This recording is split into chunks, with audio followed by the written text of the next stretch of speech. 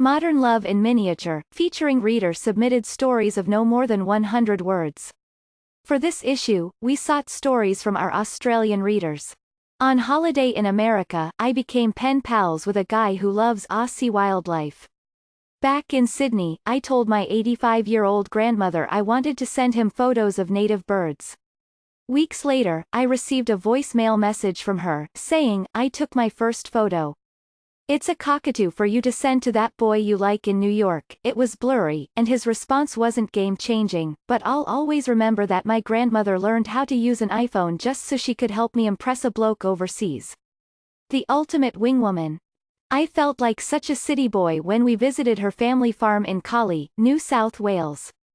Born and raised in Sydney's inner city, I had no dust on my boots or dirt under my nails. "You drive a ute?" her grandfather asked me, referring to a utility vehicle. "Absolutely," I lied. When I crashed through the back of their garage, I figured we were over. "At least it'll make a good story. I used to date this girl until her grandfather killed me," he ran over, unleashing an impressive torrent of curse words.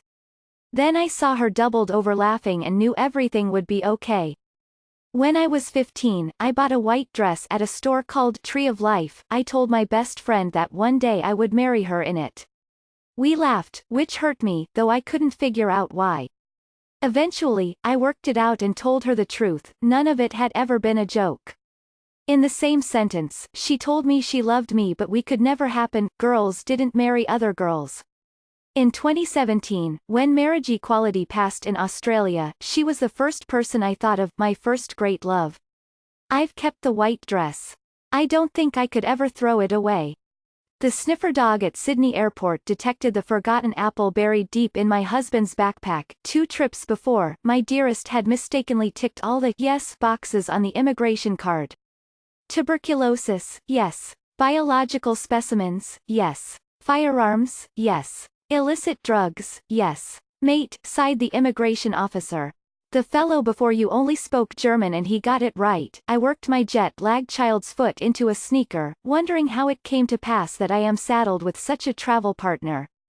Oh yes, it was a proposal, at an airport. I hope we're always traveling together. A December wedding planned to a T. Flowering eucalyptus gums dripped with pink and orange.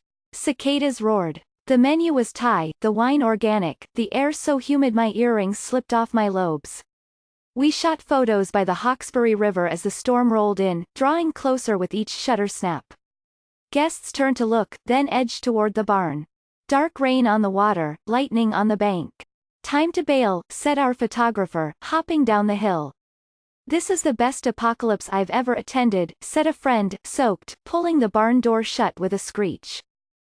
See more tiny love stories at nytimes.com/modernlove. Submit yours at nytimes.com/tinylovestories. To hear Modern Love, the podcast, subscribe on iTunes or Google Play Music.